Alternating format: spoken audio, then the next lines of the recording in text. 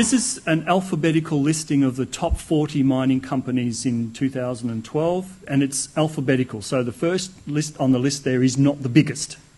So just simply we're looking at A to I, and this is the first 20 in the list, and you can see there that the country of origin varies from UK, South Africa, Australia, Canada, India, Mexico even has a Guernsey there, China. When you go on to the second 20 from J to Z, we've even got Poland, Russia, United States. So there's a fairly big spread of countries of origin for the top 40 mining companies around the world. In terms of some basic statistics, this is the revenue that has been earned by those top 40 mining companies in the world and where they've got that revenue from in 2012.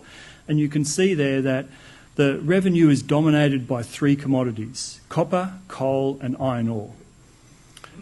Nickel is in that next category. You've got potash, nickel and aluminium there, and nickel's in that category. So both nickel and iron ore are well represented as commodities mined by the top 40 mining companies of the world.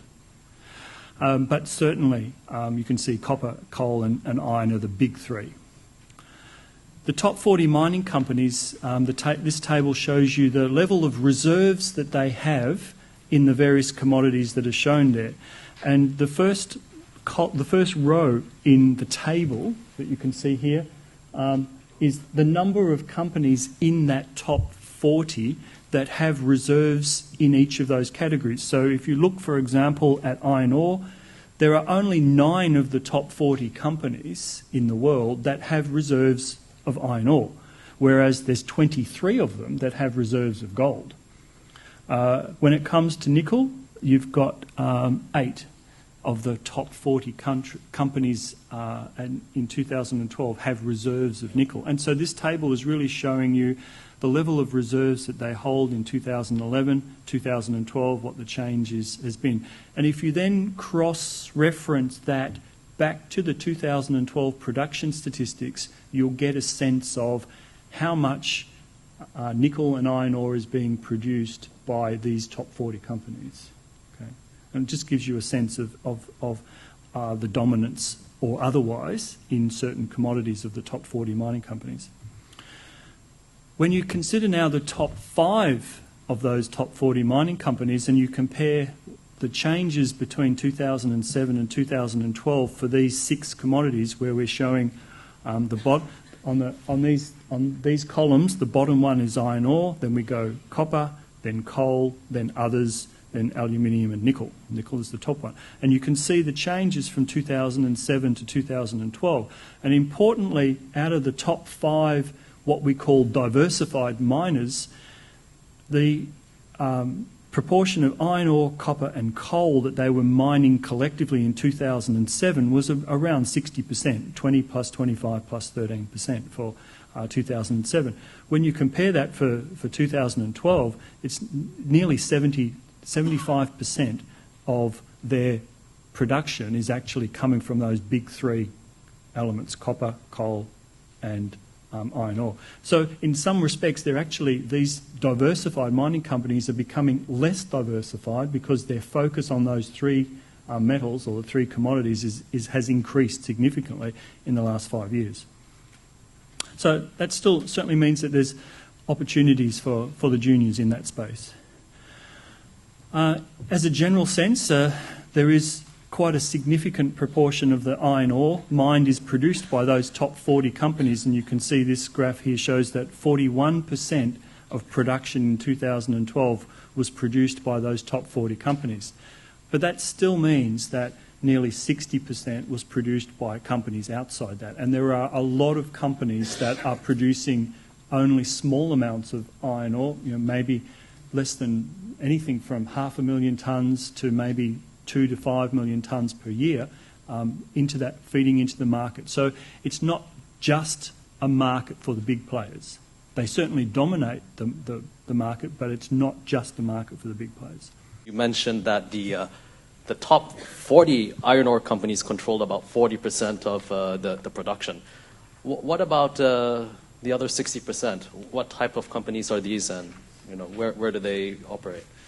They operate around the world. As I indicated, there's lots of iron ore in virtually every continent. There are many times when companies will extract and exploit quite small deposits because they're feeding relatively local demand. And so in those situations, you can have quite small companies. There are some private organisations as well as public companies that are producing iron ore. Indonesia, Malaysia, both have significant amounts of iron ore at a local level that are being used either within the country or being exported primarily to China at the moment on the spot market. And so there are companies that are making quite good money out of exploiting relatively small deposits. They can't compete with the multinationals in terms of scale, and they don't choose to. Their competitive advantage is generally that it's quite a rich deposit, it's very close to a shipping area or a port facility, and they can get a good spot price. This gives you a sense in terms of nickel. The top 15 nickel mining companies in 2011, we don't have stats for 2012, and you can see there that it's really dominated by two companies. You've got Norilsk Nickel and Vale, who are the two big producers. They're the producers of nickel. And the top 15 companies are really producing 80% of the nickel. There's a lot more dominance in nickel than there is in iron ore of the big players. You saw earlier that 40% of the top 40 companies in the world produced 41% of the iron ore in the world. The top 15 nickel mining companies produce 80% of the nickel that's being mined. So there's a fair bit of control there to think about. There's still lots of scope for the small players, but you can get a sense there that the small players are probably operating in the sulfide nickel deposits or in quite selective lateritic nickel deposits where they're not processing, they're just direct shipping material.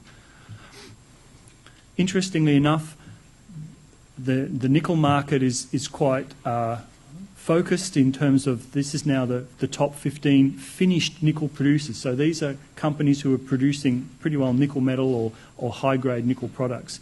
And it's the same two companies. Norilsk and Vale are the two dominant companies that are producing there. If you look at over the course of the next few years where new nickel production is headed, there's a range of operations here. And you can see in the second column there, the type, there's an L or an S. It's telling you that they're either lateritic nickel mines, proposed lateritic nickel mines, or proposed sulfide nickel mines. So 2/3 of them are lateritic nickel operations, focused primarily in the tropical zones around the world. New Caledonia, Brazil, Australia, Madagascar, Papua New Guinea, and Myanmar even, Philippines. And a significant proportion that's predicted to add to the market over the coming years. Of interest, I think there's one operation there in the US, the last operation, Eagle by Rio Tinto, that's just been recently sold in the last week or so. So that will no longer be a Rio Tinto company, that one. I was very surprised. It seems to me that the United States does not play any relevant role in both of these ores there. It's for me very surprising there. Another question is, as we are here at the stock exchange, what does this now mean for me as an investor? Does it make sense to invest in one of these companies? Because I didn't get a real picture of these companies, besides whether they are the big ones or not. And what is roughly the development in the past 2 years of their shares, and what will come in the future? United States isn't a big producer of iron ore. They are there, and they certainly are a production of both iron ore and nickel, but you're right, they're not dominant. And part of that is, I think that there's a collective, the United States' influence in the mining industry as a whole has waned in the last 20 to 30 years, and a lot of more competitive countries have taken their place. There is commodities of iron, there is mineralisation for iron and nickel in America, in the US, and so they do have resources available. But for various reasons, they're not as attractive as deposits elsewhere. If I look at the share price just at BHP and Rio Tinto there, in the last 12, 15 months, they're constantly going down. Is this the same for all the other companies there, which are in these two areas which you described? I don't think so, no. There would be individual companies that would have performed a lot better than Rio and BHP. I'm not an expert. What is the cycle now in this type of company? We're definitely in a depressed cycle, and most mining companies that are listed on most exchange would be struggling. But there would be individual companies that would be bucking the trend and that are doing quite well. And it's just a matter of just systematically working through them and picking out those that are doing better. You know, lots of people would argue that it's actually a good time to be investing in a lot of the diversified miners now because they are pretty good value.